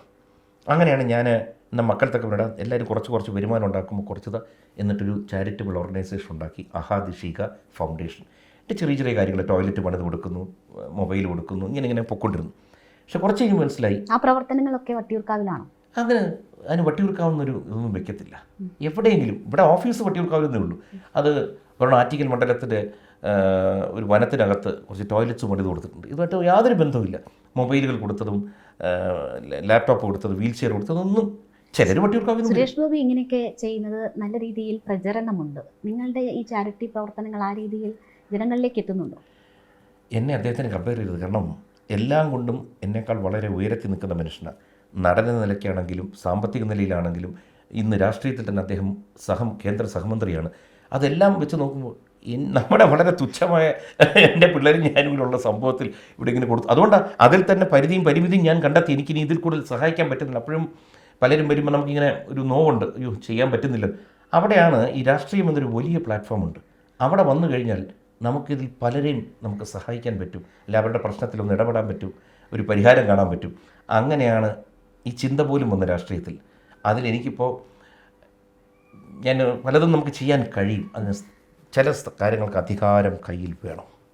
അവിടെ അധികാരം എന്ന് പറയുമ്പോൾ ഇപ്പോൾ ശ്രീലേഖ മേയറാകും എന്ന് ഏറെക്കുറെ എല്ലാവരും ഉറപ്പിച്ചിരുന്നതാണ്, പ്രതീക്ഷിച്ചിരുന്നതാണ്. അവർ തന്നെ പറയുന്നു അവർക്ക് ആ രീതിയിലുള്ള ഉത്തരവാദിത്തം ഏൽപ്പിച്ചിരുന്നു, അങ്ങനെ ഒരു പ്രതീക്ഷ ഉണ്ടായിരുന്നു എന്നത് തുറന്നു പറയുക വരെ ചെയ്തു. പക്ഷേ അവസാനം ഒരു തീരുമാനത്തിലേക്ക് എത്തിയപ്പോൾ പാർട്ടിക്കൊപ്പം നിന്നവർ, പാർട്ടിയിലെ പ്രവർത്തന പരിചയമൊക്കെ ഒരു മാനദണ്ഡമായി എന്നതാണ് മനസ്സിലാകുന്നത്. താങ്കൾ കഴിഞ്ഞ നിയമസഭാ തെരഞ്ഞെടുപ്പിന് മുൻപ് മാത്രമാണ് BJPയിലേക്ക് വന്നത്. അപ്പോൾ അതൊരു പരിമിതിയാണോ? ആയിരിക്കാമല്ലോ. കാരണം എന്ന് വെച്ചാൽ ഞാൻ പാർട്ടി വന്നിട്ട് 5 കൊല്ലമായിട്ടുള്ളൂ. അപ്പോൾ സ്വാഭാവികമായിട്ടും എന്നെക്കാൾ പ്രവൃത്തി പരിചയമുള്ളവരെയാണ് പാർട്ടി തിരഞ്ഞെടുക്കുന്നതിൽ. അതാണ് ശരിയെന്ന് പറഞ്ഞേ പറ്റൂ. കാരണം എന്ന് വെച്ചാൽ ഇപ്പോൾ ആ സൂചന തന്നെയാണോ അമിത്ഷായും തന്നത്? അറിയില്ല. കാരണം എന്നെ സംബന്ധിച്ചിടത്തോളം ഇപ്പം ഞാൻ പറയട്ടെ, ശ്രീ രാജേഷിനെ ഇവിടെ മേയറാക്കുന്നു. എന്തുകൊണ്ട്? കാരണം വെച്ച് കഴിഞ്ഞാൽ ഇപ്പോൾ രണ്ടുപേരുടെ തുല്യ സ്ഥാനത്ത് വന്നു.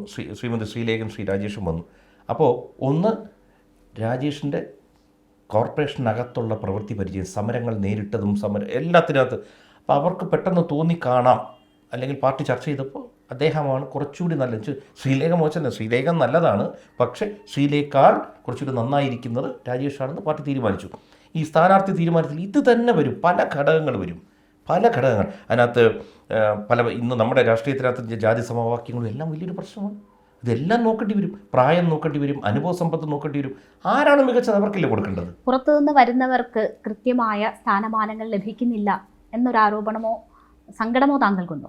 പുറത്തുനിന്ന് വരുന്നു വെച്ചാൽ എന്താ എനിക്ക് മനസ്സിലായില്ല. പാർട്ടിയുടെ ഈ ഘടനാപരമായ വ്യവസ്ഥയിൽ ഇങ്ങനെ നിങ്ങളെപ്പോലെ വന്നു ചേരുന്നവരുണ്ടല്ലോ ഇടയ്ക്ക്, ശ്രീലേഖയെ പോലെ ആയാലും താങ്കളെ പോലെ ആയാലും.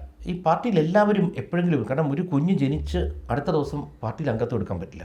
അവരൊക്കെ ഇടയ്ക്ക് എപ്പോഴും വന്നവരേ ഉള്ളൂ. പാർട്ടി അന്നും ഉണ്ടായിരുന്നു, പാർട്ടി നാളെയും കാണും. ഈ കൃഷ്ണകുമാർ ഇവരൊക്കെ ഈ പാർട്ടിയിലെ ചെറിയ ചെറിയ ഘടകങ്ങൾ മാത്രമാണ്. എല്ലാവരും എപ്പോഴോ വന്ന് ചേർന്നവർ മാത്രമാണ്. അത് ആരെ വേണം നോക്കൂ. കാരണം വെച്ച് കഴിഞ്ഞാൽ അല്ലാതെ ജനിച്ച ഉടനെ ഒരു പാർട്ടി അംഗമായിട്ട് വരാൻ പറ്റത്തില്ലല്ലോ, അല്ലേ? അങ്ങനെ എത്തുന്നവർക്ക് നൽകുന്ന പരിഗണനയിൽ ഇല്ല, എനിക്ക് വലിയ പരിഗണന പാർട്ടി തന്നത്. ഞാൻ പറയട്ടെ, പാർട്ടിയിൽ വന്ന് ഫെബ്രുവരി 3, 2021 പാർട്ടിയിൽ മെമ്പർഷിപ്പ് തരുന്നു. ഓക്കെ, മാർച്ചിൽ ഇലക്ഷൻ നിൽക്കുന്നു. എത്ര പേർക്ക് പാർട്ടി പരിഗണന കൊടുക്കും? അതും എ ക്ലാസ് മണ്ഡലമായ തിരുവനന്തപുരത്ത്. ഇത് കഴിഞ്ഞ് 2025 നമ്മുടെ ലോക്സഭാ തെരഞ്ഞെടുപ്പ് വരുന്നു. 24 അതിൽ ടിക്കറ്റ് തരുന്നു. എത്ര പേർക്ക് പാർട്ടി പരിഗണന കൊടുത്തിട്ടുണ്ട്? ഒന്നാം തരം പരിഗണന തന്നെ. ഇത് കഴിഞ്ഞപ്പോൾ നാഷണൽ കൗൺസിൽ മെമ്പർ എന്നൊരു സ്ഥാനം തരുന്നു. അപ്പോൾ ഞാൻ നോക്കിയിട്ട് വളരെയധികം പരിഗണന തന്ന ഒരാളാണ് ഞാൻ. അതുകൊണ്ട് എന്നും നന്ദിയുള്ളൂ പാർട്ടിയോട്. ഓക്കെ, അപ്പോൾ എന്തെങ്കിലും പരിഗണനയാൽ അല്ലെങ്കിൽ ഏതെങ്കിലും മാനദണ്ഡത്തിൻ്റെ പേരിൽ വട്ടിയൂർക്കാവ് ഒഴിവാക്കപ്പെടുകയാണെങ്കിൽ പിന്നെ മനസ്സിലുള്ള മണ്ഡലം ഏതാ? അല്ല, മത്സരിക്കണമെന്ന് പോലും നിർബന്ധമുള്ള ഒരാളല്ല ഞാൻ. എൻ്റെ ഒരു സന്നദ്ധത പ്രകടിപ്പിച്ചത്, നമുക്കൊരു എല്ലാവർക്കും തോന്നുന്നുണ്ടാവും, പൊതുപ്രവർത്തകർ, ഞാനൊരു വിന്നബിൾ കാൻഡിഡേറ്റ് ആണെന്ന് എനിക്ക് തോന്നാറുണ്ട്. പക്ഷേ ഒരു വിന്നബിൾ കോൺസ്റ്റിറ്റ്യുവൻസി കൂടി തന്നാലേ ഇത് ചേരത്തുള്ളൂ. അതുകൊണ്ട് എനിക്ക് ചേരുന്നത് ഇന്നതാണെന്ന് ഞാൻ അറിയിച്ചെന്നുള്ളൂ. ഒരു സ്ഥലത്തും എൻ്റെ പേരില്ലെന്ന് വിചാരിച്ചോളൂ. നിങ്ങളിവിടെ കാണും, ഞാനിവിടെ കാണും. ഏതൊക്കെ സ്ഥാനാർത്ഥികൾക്ക് എവിടേക്ക് എന്നെ വേണം ഞാനവിടെ കാണും. അത് വേറെ വിഷയം. കാരണം ചെറുപ്രായത്തിൽ തുടങ്ങിയൊരു ഭ്രാന്തായത്. കാരണം എനിക്ക് വലിയ ഇഷ്ടമാണ്. കാരണം 1982 തിരുവനന്തപുരത്ത് പുളിമൂണ്ട് അവിടെ പുത്തൻചന്ദ്രൻ്റെ ശാഖയുണ്ട്. അന്നത്തെ മുഖ്യ ശിക്ഷക് വന്നിട്ട് ശ്രീ ബാബുരാജ്. ഞങ്ങളവിടെ പോകാൻ കാര്യം എൻ്റെ അച്ഛൻ്റെ സുഹൃത്തുക്കളൊക്കെ ആ ശാഖയായിട്ട് ബന്ധമുണ്ടായിരുന്നു. അവിടെ പോകുന്നു. പ്രത്യേകിച്ച് അങ്ങനെ കാര്യങ്ങളൊന്നും അറിയില്ല. എൻ്റെ അച്ഛൻ ഒരു കോൺഗ്രസ്സുകാരനായിരുന്നു. അത് കഴിഞ്ഞ് പിന്നീട് കോളേജ് വരുമ്പോൾ ABP, പിന്നെ അത് തുടർന്ന് ഇങ്ങനെ വരുന്നു. അന്ന് തൊട്ട് മനസ്സിലുള്ള സംഭവം. അതുകൊണ്ട് പാർട്ടി ജയിക്കണം. അന്ന് 3000-4000 വോട്ടായിരുന്നു. അവിടെ നിന്ന് ഞാൻ സ്ഥാനാർത്ഥിയെ 30,000 കിട്ടി, 35,000 കിട്ടി. അപ്പോൾ ഇനി പാർട്ടിയെ ജയിപ്പിക്കാൻ എന്തൊക്കെ ചെയ്യാൻ പറ്റുമോ അത് ചെയ്യും. അത് എൻ്റെ ഒരു ആഗ്രഹം പറഞ്ഞു. ആ ആഗ്രഹം നടന്നില്ല, മറ്റ് സ്ഥാനാർത്ഥികളാവുന്നവർ ജയിപ്പിക്കുക. തിരുവനന്തപുരം ആയാലും കുഴപ്പമില്ല. എനിക്ക് ചെമ്മട്ടെ, എനിക്ക് മത്സരിക്കണമെന്ന് പോലും നിർബന്ധമില്ലെന്നേ. പിന്നെ പ്രശ്നമില്ല, എവിടെ തന്നെ നമ്മൾ നിൽക്കും, അത് വേറെ കാര്യം. പക്ഷേ നമ്മൾ പറയുന്നത് തിരുവനന്തപുരത്ത് നിന്ന് മത്സരിച്ച ഒരാൾ പിന്നീട് അത് വേണ്ട, എനിക്ക് വട്ടിയൂർക്കാവ് മതി, അല്ല അതിനേക്കാൾ താല്പര്യം വട്ടിയൂർക്കാവ് എന്ന് പറയുന്നു. അതിനുശേഷം പിന്നീട് തിരുവനന്തപുരത്തേക്ക് പോകാൻ പറഞ്ഞാൽ പോകും. എവിടെ വേണോ? ഇപ്പം ഞാൻ പറഞ്ഞില്ലേ, തിരുവനന്തപുരം സെൻട്രലിൽ നിന്ന ഒരാളത്ത് തിരുവനന്തപുരത്തെ അല്ല കൊല്ലത്തല്ലേ പോയി നിൽക്കാൻ പറഞ്ഞു. പോയി നിന്ന് കൊടുത്തില്ലേ? കൊല്ലം നമുക്കറിയാമെങ്കിലും പുനലൂർ കൊണ്ട് നിർത്തിയിട്ട് ചില ഏരിയ കൊണ്ട് നിർത്തിയിട്ട് ആൾക്കാർ ഓടിപ്പോയി. കൃഷ്ണകുമാർ തീർന്നു, വഴി പോലും അറിയത്തില്ലായിരുന്നു. നമ്മൾ നിൽക്കും, പാർട്ടിക്ക് വേണ്ടി എന്തും ചെയ്തു തുടങ്ങി. എത്ര സാധ്യതയാണ് തിരുവനന്തപുരത്ത് താങ്കൾ കാണുന്നത്? നിയമം രാജീവ് ചന്ദ്രശേഖർ തന്നെ മത്സരിക്കും എന്ന് പറയുന്നു. വി മുരളീധരൻ സ്വാഭാവികമായും കഴക്കൂട്ടത്ത് എത്തും. മറ്റ് 2 മണ്ഡലങ്ങൾ മാത്രമാണ് സ്ഥാനാർത്ഥികൾ ആരൊക്കെ എന്നുള്ളതിനെ സംബന്ധിച്ചൊരു മീൻസ് ഒരു കൺഫ്യൂഷൻ ഉള്ളത്. കൺഫ്യൂഷൻ ഇല്ല, പാർട്ടി തീരുമാനമേ എടുത്തില്ല. പാർട്ടി തീരുമാനം എടുക്കും, ഒരു കൺഫ്യൂഷൻ ഇല്ലാതെ പാർട്ടി തീരുമാനം എടുക്കും. എത്ര സാധ്യത കാണുന്നു തിരുവനന്തപുരത്ത്? അതായത് ജയസാധ്യതയാണ് പറഞ്ഞത്. ഈ 4ഇടവും ജയിക്കാനുള്ള എല്ലാ സാധ്യതയുണ്ട്. കാരണം വെച്ചാൽ പണ്ടൊക്കെ ഒരു സ്ഥലത്ത് BJP ജയിക്കുന്ന സാധ്യത വരുമ്പോൾ 2 പേരും കൂടിയോ എല്ലാവരും കൂടി ചേർന്ന് തോൽപ്പിക്കാൻ പറ്റും. BJP ഒരു 40 സ്ഥലത്ത് ജയിക്കുന്നു, ഞാൻ 40 സ്ഥലത്ത് അഡ്ജസ്റ്റ്മെൻറ്റ് നടത്തുമോ? അപ്പോൾ അവർ തകർന്നു പോകില്ലേ? എപ്പോഴും അങ്ങനെയാണ്. പാർട്ടി വളരുന്ന സ്റ്റേജിൽ പലപ്പോഴും തകർക്കാൻ പറ്റും. ഇനി BJPയെ തകർക്കാൻ വേണ്ടി ഇവർ കൂട്ടുകൂടി കഴിഞ്ഞാൽ ഇവരിൽ 2 പേരിൽ ഏതെങ്കിലും ഒരാൾ തകർന്നു പോകും. അതാണ് സംഭവിക്കാൻ പോകുന്നത്. ഇനി അഡ്ജസ്റ്റ്മെൻറ്റ് ഒന്നും നടക്കത്തില്ല. ഇനി BJPയുടെ ജയം നിങ്ങൾക്ക് കാണാൻ പറ്റും. MLA-മാർ നിയമസഭയ്ക്കകത്ത് എത്തിയിരിക്കും. ഒരു പ്രഡിക്ഷന് തയ്യാറല്ല. അല്ല, അത് പ്രഡിക്ഷൻ വേണേൽ പറഞ്ഞുതരാം. SIR കൊണ്ട് വന്നു കഴിയുമ്പോൾ ഞാൻ പറഞ്ഞുതരാം. കാരണം ഒരു മണ്ഡലത്തിൽ നിന്ന് 10-30,000 വോട്ട് കുറയുന്നുണ്ടെങ്കിൽ അത് വലിയ പ്രശ്നം ഉണ്ടാക്കും. അന്നേരം ഞാൻ പറയാം കൃത്യമായിട്ട് എത്ര കിട്ടും. ഇപ്പോൾ ഒരു പ്രഡിക്ഷൻ ഇല്ല. കാരണം പ്രഡിക്ഷൻ എന്ന് വെച്ച് കഴിഞ്ഞാൽ വ്യാജ വോട്ടുകൾ കൂടുതൽ കിടക്കണം. ആ വ്യാജ വോട്ടുകൾ പോയി പട്ടിക ശുദ്ധീകരിക്കപ്പെടട്ടെ, ഒറിജിനൽ വോട്ടേഴ്സ് മാത്രം വരട്ടെ, നമുക്ക് ഏകദേശം ധാരണ കിട്ടും. എന്നേക്കാൾ കൃത്യമായിട്ട് നിങ്ങൾക്ക് കിട്ടും അതിന് മുൻപ്. കേരളത്തിലെ BJPയുടെ ആദ്യ MP സിനിമാ നടനായിരുന്നു സുരേഷ് ഗോപി. അപ്പോൾ ആദ്യം MLA ആകാൻ പറ്റില്ല, പക്ഷേ രണ്ടാമത്തെ MLA ഒരു സിനിമാ നടനാകുമോ? നിങ്ങളതിനെ കുഴപ്പിച്ചിട്ട് അടങ്ങുമെന്ന് തന്നെയല്ലേ? ആർക്കും ആഗ്രഹമില്ലാത്ത എല്ലാവർക്കും ജയിക്കണം, MLA ആവണം, മന്ത്രിയാവണം, എല്ലാവർക്കും ആഗ്രഹമുണ്ട്. പക്ഷെ എന്തോ നമ്മുടെ ഇവിടെ പലരും പറയും അങ്ങനെ പറയാൻ പാടില്ലായിരുന്നു, ഇങ്ങനെ പറയാൻ പാടില്ല, കുറച്ചുകൂടി പക്വതയാവണമായിരുന്നു. ഇന്നത്തെ പക്വതയല്ല. ഈ അധികാരം വന്നു കഴിഞ്ഞ് അധികാരത്തിലൂടെ അതും ഇതുമൊക്കെ എടുക്കാമെന്ന് വിചാരിക്കുന്നവർക്കാണ് ഭയം. ദൈവാധീനം കൊണ്ട് ഇന്ന് വരെ അങ്ങനത്തെ യാതൊരു ആഗ്രഹവുമില്ല. ഒരു രൂപ എടുത്ത് വീട്ടിൽ കൊണ്ടുപോകണമെന്നും പിള്ളേരുടെ കല്യാണം നടത്തണമെന്നൊന്നും താല്പര്യമുള്ള ഒരാളല്ല. പക്ഷേ നേരത്തെ പറഞ്ഞ പറ്റി നമുക്ക് അധികാര സ്ഥാനങ്ങളിലെല്ലാം വന്നു കഴിഞ്ഞാൽ മാത്രമേ പൊതുജീവിതത്തിൽ ഒരു വലിയ വ്യത്യാസം ഉണ്ടാക്കാൻ പറ്റൂ സമൂഹത്തിനകത്ത്. അതുകൊണ്ട് ഞാൻ എൻ്റെ ആഗ്രഹങ്ങൾ എവിടെയും തുറന്നു പറയും. എനിക്ക് സ്ഥാനമാനങ്ങൾ ഇഷ്ടമാണ്. നാളെ ചിലപ്പോൾ ഈ വീഡിയോ എടുത്തിട്ട് എന്ത് വേണം വരാം, പക്ഷേ ഇതൊരു ബേസിക് സത്യമാണ്. അത് മനസ്സിലാക്കേണ്ടവർ മനസ്സിലാക്കും. ആഗ്രഹം വെച്ചിട്ട് പറയാതിരിക്കുന്നതിനേക്കാൾ നല്ലത് തുറന്നു പറയുന്നതാണ്. അബ്സല്യൂട്ട്ലി. ഏറ്റവും കൂടുതൽ ഹാർട്ട് അറ്റാക്ക് വന്ന് മരിക്കുന്ന മലയാളികൾ ഇത് ഈ ആഗ്രഹങ്ങളൊക്കെ മനസ്സിൽ വെച്ചിട്ടിരിക്കും. പലതരം ആഗ്രഹങ്ങൾ പ്രകടിപ്പിക്കല്ലേ.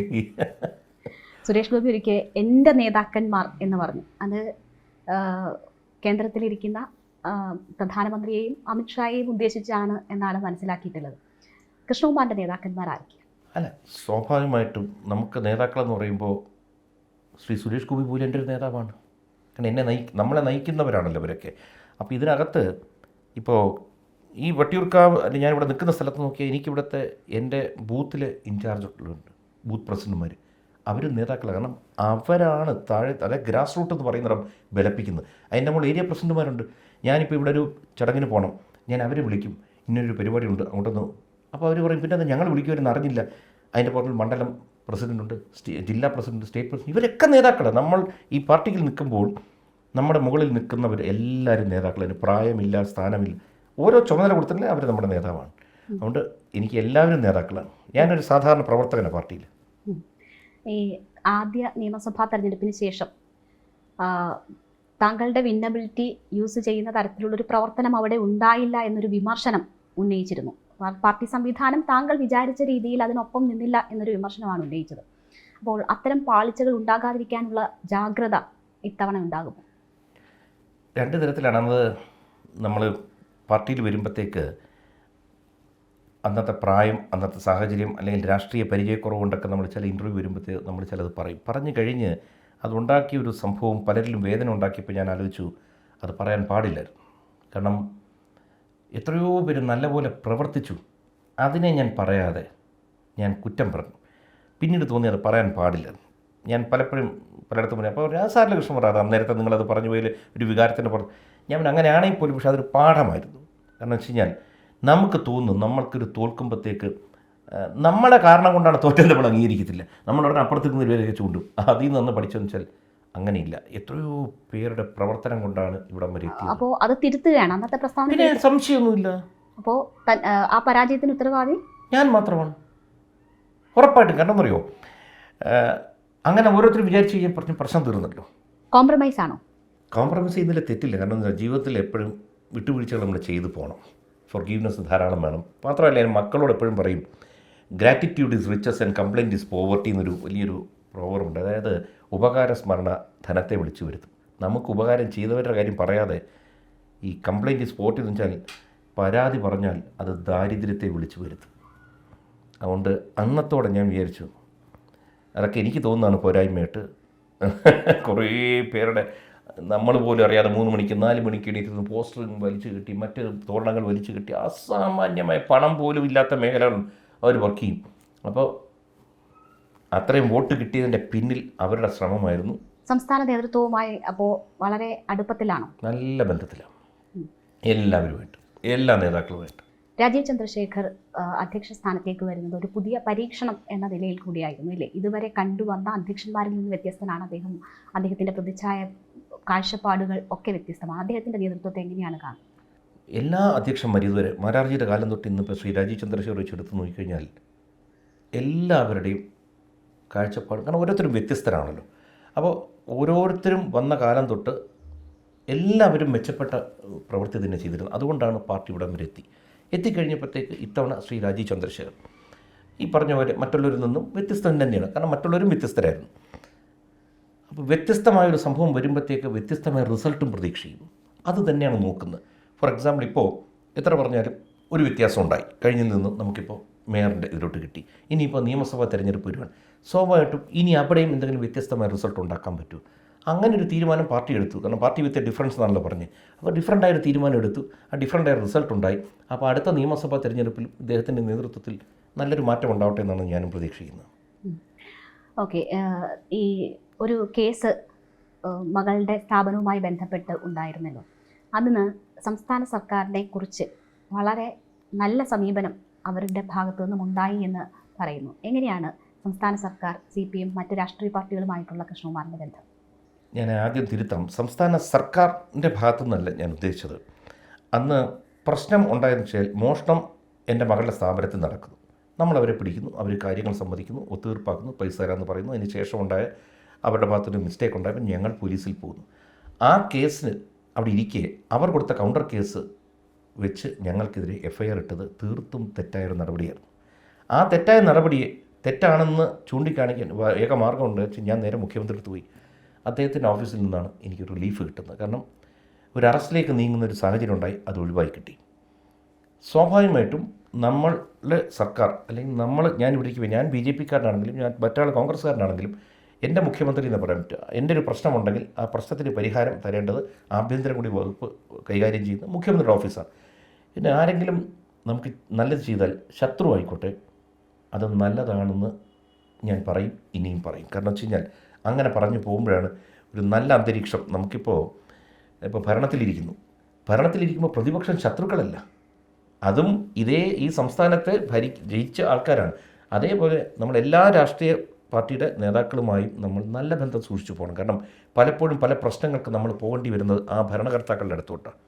അപ്പോൾ എതിർക്കാം, രാഷ്ട്രീയപരമായി നമുക്ക് അങ്ങേയറ്റം എതിർക്കാം. വ്യക്തിപരമായി ഒരാൾക്കെതിരെയും ഒരു ആരോപണം കൊണ്ടുവരുമെന്ന് ആഗ്രഹിക്കുന്ന ഒരാളാണ് ഞാൻ. മീൻസ് അനാവശ്യമായിട്ട് ആരോപണം ഉണ്ടാക്കരുത്. കാരണം പലപ്പോഴും നമ്മൾ കാണുന്നത് വെച്ച് കഴിഞ്ഞാൽ ഭരണകർത്താക്കൾ ഭരിച്ചുകൊണ്ടിരിക്കുമ്പോൾ അവരുടെ മക്കളെ വലിച്ചഴയ്ക്കും ഈ പ്രശ്നങ്ങളിലേക്ക്. അവർ ഇൻവോൾവ് ആണെങ്കിൽ പറയുന്നതിന് കുഴപ്പമില്ല, പക്ഷേ അനാവശ്യമായി വലിച്ചഴയ്ക്കുന്ന പ്രശ്നങ്ങൾ അതത്ര നല്ലതല്ല ആരോഗ്യകരമായ രാഷ്ട്രീയ ജീവിതത്തിൽ. സർക്കാരിനെയല്ല, മുഖ്യമന്ത്രിയുടെ സമീപനത്തെയാണ് ഉദ്ദേശിച്ചത്. തീർച്ചയായിട്ടും അദ്ദേഹത്തിൻ്റെ ഓഫീസിൽ നിന്ന് കിട്ടിയൊരു പരിഹാരത്തിന് നല്ലതെന്ന് പറയണമല്ലോ. നിങ്ങൾ തമ്മിൽ വ്യക്തിബന്ധം? ഞാൻ പൊതുവെ നമ്മളൊരു കലാകാരന്മാരാകുമ്പോഴത്തേക്ക് എല്ലാ രാഷ്ട്രീയ പാർട്ടിയിലെ നേതാക്കളും നമ്മൾ എവിടെ വെച്ച് കണ്ടപ്പോഴും അന്നും ഇന്നും അതേ സ്നേഹം. ഇപ്പോൾ മകളൊരിക്കൽ യാത്ര ചെയ്തപ്പോൾ മുഖ്യമന്ത്രി ഫ്ലൈറ്റിലുണ്ടായിരുന്നു. അപ്പോൾ മകള് ചോദിച്ചൊരു ഫോട്ടോ എടുത്തിട്ടുണ്ട്. അദ്ദേഹം വളരെ സന്തോഷത്തോടെ പറയുന്നു, നല്ല പുഞ്ചിരിച്ചുകൊണ്ടൊരു ഫോട്ടോ അദ്ദേഹത്തിന് കിട്ടുന്നു. അത് മകൾ എൻ്റെ അടുത്ത് ചോദിച്ചു, പോസ്റ്റ് ചെയ്താൽ വേറെ കുഴപ്പമുണ്ടോ? ഞാൻ പിന്നെ പോസ്റ്റ് ചെയ്യാതിരുന്നാൽ കുഴപ്പമാണ്, ചെയ്യണം, നീ മുഖ്യമന്ത്രിയുടെ ഫോട്ടോ എടുത്തത്. അതുപോലെ അദ്ദേഹത്തിൻ്റെ ഓഫീസിൽ നിന്ന് ഓണത്തിന് വിളിച്ചിരുന്നു ഇവരെ ഗസ്റ്റായിട്ട്. മറ്റനേകം പേരെ വിളിച്ച കൂട്ടത്തിൽ എൻ്റെ ഭാര്യയും മകളെ വിളിച്ചിരുന്നു. അവർ പോകുന്നു. അപ്പം നമ്മളിതിനെ പ്രത്യേകിച്ച് നമ്മൾ കേരളം പ്രബുദ്ധരെന്നൊക്കെ പറയുമ്പോൾ ഇത്തരം കാര്യങ്ങളെ നമ്മൾ അതിൻ്റെ കാഴ്ചപ്പാടിൽ കാണുക. അപ്പോൾ നല്ലൊരു അന്തരീക്ഷത്തിൽ പോകണം നേതാക്കൾ. വീട്ടിൽ നിന്ന് കൃഷ്ണകുമാർ അല്ലാണ്ട് ആരെങ്കിലും പൊളിറ്റിക്സിലേക്ക് വരാനുള്ള സാധ്യത? ഞാൻ വന്നത് തന്നെ ഇപ്പോഴും വീട്ടുകാർക്ക് വിശ്വസിക്കാൻ പറ്റിയിട്ടില്ല. കാരണം വെച്ചാൽ രാഷ്ട്രീയമൊക്കെ താല്പര്യം വരുന്നത് എല്ലാ പ്രവർത്തനമുണ്ട്. അപ്പോൾ ഈ രാഷ്ട്രീയം എന്ന് പറയുമ്പോൾ രാഷ്ട്ര നിർമ്മാണവുമായി ബന്ധപ്പെട്ടത് ആർക്കും എവിടെ നിന്നും വരാവുന്നതുള്ളൂ. പക്ഷേ നമ്മുടെ വീട്ടിൽ ആരും ഇന്ന് അവർ അങ്ങനെ ഒരു താല്പര്യം പ്രകടിപ്പിച്ചിട്ടില്ല. കാരണം അവരെല്ലാവരും അവരവരുടേതായ മേഖലകളിൽ ഇന്ന് നന്നായിട്ട് പോകുന്നുണ്ട്, അത്യാവശ്യം വരുമാനം ഉണ്ടാക്കുന്നുണ്ട്. അതുകൊണ്ട് എനിക്കത് വലിയ ഗുണമാണ്. പൊളിറ്റിക്സിൽ അവർക്ക് താല്പര്യമില്ല, അവരൊന്നും കാണിച്ചിട്ടില്ല, ഇതിനെപ്പറ്റി ഒന്നും പറയാറില്ല. മറ്റേതെങ്കിലും രാഷ്ട്രീയ പാർട്ടിയിൽ പോകാനുള്ള സന്നദ്ധത അവർ പ്രകടിപ്പിച്ചാൽ അങ്ങനെ രാഷ്ട്രീയപരം ഈ രാഷ്ട്രീയ പ്രവർത്തനം എന്ന് പറയുന്ന ഒരു സംഭവം ഒരു പാർട്ടി വേണമെങ്കിൽ CPM-നോടൊപ്പം നിൽക്കാമല്ലോ. മുഖ്യമന്ത്രിയെ കണ്ടവ ഫോട്ടോ എടുക്കുന്നു, മുഖ്യമന്ത്രി ക്ഷണിക്കുന്നു. അല്ല, ഞാൻ നേരത്തെ പറഞ്ഞൊരു മുഖ്യമന്ത്രിയാണ് ക്ഷണിക്കുന്നത്. മുഖ്യമന്ത്രി ക്ഷണിക്കുമ്പോഴത്തേക്ക് ഇവിടുത്തെ ഒരു പൗരൻ നിലയ്ക്ക് ആർക്ക് വേണം പോകാൻ, അതിനകത്ത് രാഷ്ട്രീയമില്ല. പിന്നെ അവരുടെ ഒന്നും ഒരു കാര്യങ്ങളിലും ഞാൻ വലുതായിട്ട് ഇടപെടാറില്ല. അവരെൻ്റെ അടുത്ത് എന്തെങ്കിലും ചോദിച്ചാൽ എന്നാൽ കൊണ്ട് കഴിയുന്ന ചെയ്ത് കൊടുക്കുന്നല്ലാതെ ഇന്ന് അഹാനയ്ക്ക് 30 വയസ്സുണ്ട്. അല്ലെങ്കിലേ ഒരു 18 വയസ്സ് കഴിഞ്ഞ ഒരാൾക്ക് തന്നെ തീരുമാനമെടുക്കാൻ ബോധമുണ്ട്, പ്രത്യേകിച്ച് പെൺകുട്ടികൾക്ക് നല്ല ബോധം. അതുകൊണ്ട് ഞാനിന്ന് പല കാര്യങ്ങളും അവരോടാണ് ചോദിക്കുന്നത്. കാരണം അവരിൽ നിന്നാണ് പുത്തൻ അറിവ് കിട്ടുന്നത്. ഇപ്പോഴത്തെ ചെറുപ്പക്കാരെന്ന് വെച്ചാൽ ഈ ജെൻസീസ് എന്ന് പറഞ്ഞാൽ എനിക്കവരെ വലിയ ഇഷ്ടമാണ്, എൻ്റെ മക്കളെന്നല്ല. കാരണം അവർ ശബ്ദം കുറച്ച് അധികം സംസാരിക്കാറില്ല, എപ്പോഴും ഫോണിലും മറ്റു കാര്യങ്ങളും. ഇതിനകത്തൂടി ലോകത്തെ എല്ലാ കാര്യങ്ങളും അവരറിഞ്ഞുകൊണ്ടിരിക്കുക. ചിലരാക്കിക്കൊണ്ട് ചോദിക്കും, ഇവിടുത്തെ മന്ത്രിമാരുടെ മറ്റവരൊക്കെ പേര് ചോദിക്കുമ്പോൾ അവരറിയാത്ത ചില വീഡിയോസൊക്കെ വരും. അവർക്കറിയേണ്ട കാര്യങ്ങളൊക്കെ അവർക്കറിയാം. അവർ പുതിയൊരു തലമുറയാണ്, പുതിയൊരു ലോകത്ത് ജീവിക്കുന്നവരാണ്. കൃഷ്ണകുമാറിനും മക്കൾക്കും റീൽസ് കണ്ട് ലൈക്ക് അടിക്കുന്നവർ വോട്ട് ചെയ്താൽ ഈസി ആയിട്ട് ജയിച്ചു പോകാവുന്നതെന്ന് പറയുന്നത്. ഈ റീൽസ് കാണുന്നവരുടെ ലൈക്ക് വോട്ടായി മാറുന്നു. അങ്ങനെ നമ്മൾ അന്ധമായിട്ട് വിശ്വസിക്കുന്നത് തെറ്റാണ്. കാരണം വെച്ച് കഴിഞ്ഞാൽ അത് നമ്മളെ ചിലപ്പോൾ ഒരു കുടുംബനാഥൻ എന്ന നിലയ്ക്ക് അല്ലെങ്കിൽ മക്കളോട് ഇഷ്ടമുള്ളത് ഒരു പരിധിവരെ ചിലപ്പോൾ ചെറിയ കാര്യങ്ങളൊക്കെ മാറ്റം വരാം. പക്ഷേ ഈ പറഞ്ഞ ഒരു അങ്ങനെയൊക്കെയാണ് ഇവിടുത്തെ മമ്മൂട്ടി മോഹൻലാലൊക്കെ ഇറങ്ങി നിന്ന് കഴിഞ്ഞാൽ ഇവിടെ നാളെ ഒരു മുഖ്യമന്ത്രി വരായി പോകില്ലേ. രാഷ്ട്രീയം വേറെയാണ്, കലാപരമായ ഇഷ്ടം വേറെയാണ്. കാരണം വെച്ചാൽ കേരളത്തിൽ കൃത്യമായ രാഷ്ട്രീയ ബോധമുള്ള ഒരാൾക്കാർ കൃത്യമായ ഡിവൈഡുണ്ട്. അതിന് മാറ്റങ്ങൾ വന്നു തുടങ്ങി, ഭയങ്കരമായിട്ട് മാറി തുടങ്ങി. പക്ഷേ എങ്കിൽ പോലും അങ്ങനെ ലൈക്ക് അടിക്കുന്നവരൊക്കെ ഒന്ന് വോട്ട് ചെയ്താൽ കൊള്ളാമായിരുന്ന ആഗ്രഹം എനിക്കുണ്ട്. സോഷ്യൽ മീഡിയയിലെ ഈ സാന്നിധ്യം രാഷ്ട്രീയത്തിന് നല്ലതാണോ, ഗുണപരമായിട്ടാണോ വരുന്നത്? സോഷ്യൽ മീഡിയ നമുക്ക് വളരെ വലിയ ഗുണം ചെയ്യും. പക്ഷേ ഈ സോഷ്യൽ മീഡിയയിൽ മാത്രം പോരാ. നമ്മൾ ഈ പറഞ്ഞത് നമ്മുടെ ബേസ് എന്ന് പറയുന്നത് ബൂത്ത് ലെവൽ, അവിടെ ചെന്ന് നമ്മൾ വർക്ക് ചെയ്യണം. ഇപ്പം നമ്മൾ ഈ മണ്ഡലത്തിനകത്ത് നമ്മളിവിടെ ഉള്ള ദിവസങ്ങളെല്ലാം എന്തൊക്കെ നടക്കും, ഒരു മരണമാവാം, കല്യാണമാവാം, മറ്റു കുറേ പരിപാടികളുണ്ടാകും. നമ്മൾ താഴെ ചെന്ന് സംസാരിക്കുമ്പോഴും അതുപോലെ ഇവിടെ പലരും കാണാൻ വരും. ഇതിൽ നല്ലൊരു ശതമാനം പേർക്കും അറിയാം ഇന്നടത്തൊന്നും ഒരു കാര്യം പറഞ്ഞാൽ നടക്കുമോ നടക്കില്ലെന്നൊന്നും അറിയില്ലെങ്കിലും നമ്മളൊന്ന് കേൾക്കാൻ മനസ്സ് കാണിച്ചാൽ മതി. അത് തന്നെയാണ് ലൈക്കായി മാറുന്നത്. മനസ്സിലായില്ല. അപ്പോൾ ഈ സോഷ്യൽ മീഡിയ എന്ന് പറയുന്നത് നമ്മൾ ജോലി എടുത്തതിന് ശേഷം സോഷ്യൽ മീഡിയയിൽ പോസ്റ്റ് ചെയ്താൽ അത് നന്നായിരിക്കും. അല്ല സോഷ്യൽ മീഡിയയിൽ മാത്രം ഞാൻ ഡെയിലി ഒന്ന് തള്ളിക്കൊണ്ടിരുന്ന ഒരു കാര്യം നടക്കത്തില്ല. അതൊക്കെ ആൾക്കാർക്ക് മനസ്സിലായി. ഇന്ന് അത്ര ബോധമില്ലാത്തവരൊന്നുമില്ല ആൾക്കാർ. അതുപോലെ തന്നെ ഈ യൂട്യൂബ് വീഡിയോകളിലൂടെ ഒരു നൊസ്റ്റാൾജിയ പങ്കുവച്ചത് വലിയ വിവാദമായിരുന്നു. കുഴികുത്തി കഞ്ഞി കൊടുക്കുന്നതുമായി ബന്ധപ്പെട്ട് പിന്നീട് ഈ പരാതിയിൽ തന്നെ ജാതി അധിക്ഷേപം നടത്തി എന്ന് പറഞ്ഞിട്ട് വലിയ വിമർശനങ്ങൾ ഉണ്ടായിരുന്നു. അപ്പോൾ അങ്ങനെ നെഗറ്റീവ് സ്വാധീനം അതുമൂലം അല്ലെങ്കിൽ അത് നെഗറ്റീവായി വരും എന്നൊരു ഭയം കൂടിയുണ്ടോ? എനിക്ക് വളരെ പ്രിയപ്പെട്ടൊരു നേതാവായിരുന്നു എൻ്റെ അച്ഛൻ, കോൺഗ്രസ്സുകാരനുണ്ട്, കരുണാകരൻ, കരുണാകരൻ തന്നെ, കെ കരുണാകരൻ. അന്ന് ഈ ട്രോളും മീമൊന്നും ഇല്ലാത്ത കാലം. അന്ന് ഈ കാർട്ടൂൺ മാത്രമേ ഉള്ളൂ. ബേസിക്കലി കുഞ്ചുകുറുപ്പ് എന്നൊരു വ്യക്തി പേപ്പറിൻ്റെ താഴെ ഓർമ്മ കാണുമല്ലോ. ഇദ്ദേഹത്തിനെ നിരന്തരം എടുത്തിട്ട് അലക്കുമായിരുന്നു ഇതിനകത്ത്. അപ്പോൾ പത്രക്കാരേതോ ഒരു വേദിയിൽ ചോദിക്കുന്നുണ്ടായിരുന്നു, താങ്കൾ വളരെ ശക്തനായ മുഖ്യമന്ത്രിയാണ്, എന്തുകൊണ്ട് ഇത്തരം കാർട്ടൂണിസ്റ്റുകളെ നിലയ്ക്ക് നിർത്തുന്നില്ല? അപ്പോൾ അദ്ദേഹം സ്വതവേ ഒരു ചിരിയുണ്ട്, ചിരിച്ചിട്ട് പറഞ്ഞു, കുപ്രസിദ്ധിയുടെ കൂ മറച്ചു പിടിച്ചാൽ അതും പ്രസിദ്ധിയല്ലേ, ഞാനായിട്ട് എന്തിനാ പ്രസിദ്ധി ഇല്ലാതാക്കുന്നതെന്ന് ചോദിച്ചു. അതുപോലെ നമ്മൾ ഇതിനെ കാണുക. കാരണം വെച്ചറിയോ, ഞാൻ എന്താ പറഞ്ഞതെന്ന് എനിക്ക് നല്ല ബോധമുണ്ട്. ആ വീഡിയോ മുഴുവൻ കാണുന്നവർക്കറിയാം. പിന്നെ അന്ന് ഇങ്ങനെ കുഴി കുത്തിയിട്ട് അതിൽ ഇലയിട്ടിട്ടാണ് കഞ്ഞി കുടിക്കുന്ന കാര്യവും അതിനെപ്പറ്റി എന്നെ വിശദീകരിക്കുന്നു. അതിൽ തന്നെ ജാതീയത എന്ന് പറഞ്ഞു. ഞങ്ങളുടെ അവിടെ അന്ന് പറമ്പിൽ പണിയെടുക്കാൻ വരുന്ന ആളുടെ പേര് കരുണാകരൻ നായർന്ന. അതിലെന്താണ് ജാതി അത് അവർക്ക് അറിയത്തുപോലുമില്ല. ഞാനീ പറഞ്ഞാൽ ഇതൊന്നുമില്ല. ഒന്ന് ആലോചിച്ച് നോക്കുക. അവരുടെ കൊച്ചുമക്കൾ ഇപ്പോഴും ജീവിച്ചിരിപ്പുണ്ട്, നമുക്കറിയുകയും ചെയ്യാം. അതുകൊണ്ട് പറയാനുള്ളവർ പറഞ്ഞുകൊണ്ടേയിരിക്കും. അവർ പറയണം. കാരണം അത് നമുക്ക് തരുന്ന ഒരു ഉപകാരം, നമുക്ക് കിട്ടുന്നൊരു ഉപകാരം ചില്ലറയില്ല, സഹായം. കാരണം നമ്മൾ 100 പേരത്ത് പറഞ്ഞ് 1.5 എഴുതാവുക എന്നൊക്കെ പറഞ്ഞ് എഴുതിയാൽ എത്ര പേര് എഴുതും? ഇപ്പം ഞാനൊരു പോസ്റ്റ് ഇട്ടിട്ട് നിന്ന് ഷെയർ ചെയ്യണമെന്ന് പറയും, ഓരോറ്റ കുഞ്ഞ് ഷെയർ ചെയ്യത്തില്ല, നമുക്കറിയാം. അതേസമയം നമ്മുടെ ശത്രു 13ാമത്തെ മിനിറ്റിൽ 12ാമത്തെ സെക്കൻഡ് 100 പേർക്ക് അയച്ചു, വലിയൊരു കുഴപ്പം പുള്ളി പറഞ്ഞിട്ടാ, എന്നാ പിടിച്ചോ ഈ സാധനം അലക്കിക്കോ. അത് 1000 പേരാവും, 2000 പേര്. അങ്ങനെ നമ്മുടെ മക്കൾക്കൊക്കെ ഇത്രയും സബ്സ്ക്രിപ്ഷൻ കിട്ടിയത് ഇവർ ചെയ്ത സഹായം ചില്ലറയില്ലെന്നേ. ബോധപൂർവമായിരുന്നോ?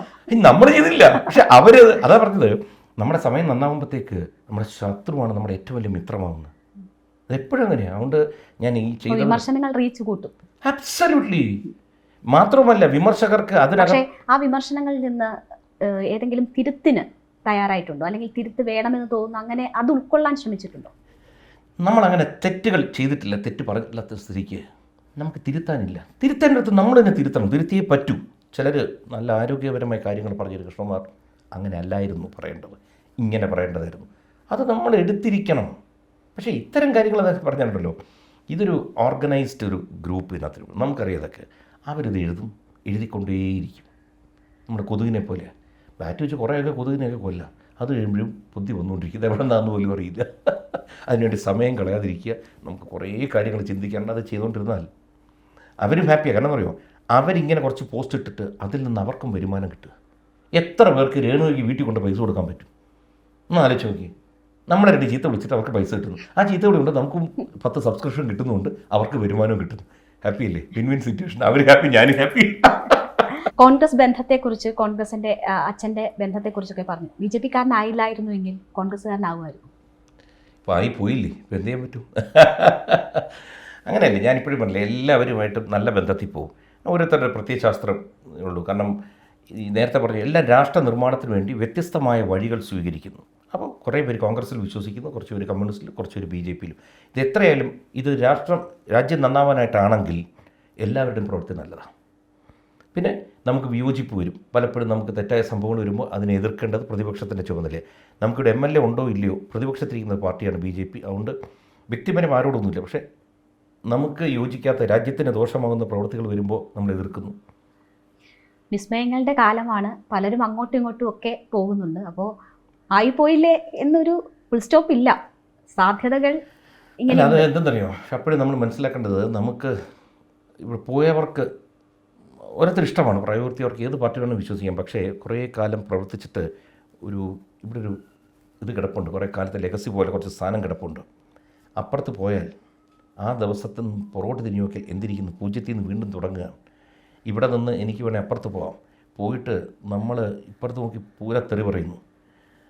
അപ്പോൾ അവരും ആലോചിക്കും, എടാ അവിടെ നിന്ന് ചാടി ഇവിടെ വന്ന് ഒരു ദിവസം കഴിഞ്ഞപ്പോഴത്തേനും ഇവൻ ചീത്ത പറഞ്ഞു തുടങ്ങിയല്ലോ, നാളെ ഇവിടെ നിന്ന് അപ്പുറത്ത് പോയി നമ്മളെയും വിളിക്കുമല്ലോ എന്ന് തോന്നാം. അതുകൊണ്ട് നമുക്ക് ഈ പറഞ്ഞ പോലെ അപ്പുറത്ത് പോയി എന്തൊക്കെ കിട്ടുമെന്ന് വിചാരിച്ചാൽ പോകുന്നത്. ഇവിടെ തന്നെ എല്ലാം വരേണ്ട സമയത്ത് വന്നോളൂ. റജി ലൂക്കസിന്റെ വരവിനെ നേരത്തെ സ്വാഗതം ചെയ്തു. അതല്ലേ പറഞ്ഞത്, അത് ഓരോരുത്തർക്ക് BJP-യിലേക്ക് ഏറ്റവും കൂടുതൽ ആളുകൾ എത്തുന്നത് BJP-യിലേക്കാണ്. സ്വാഭാവികമായിട്ടും. കാരണം എന്ന് വെച്ചാൽ അതിനകത്ത് റീസണുണ്ട്.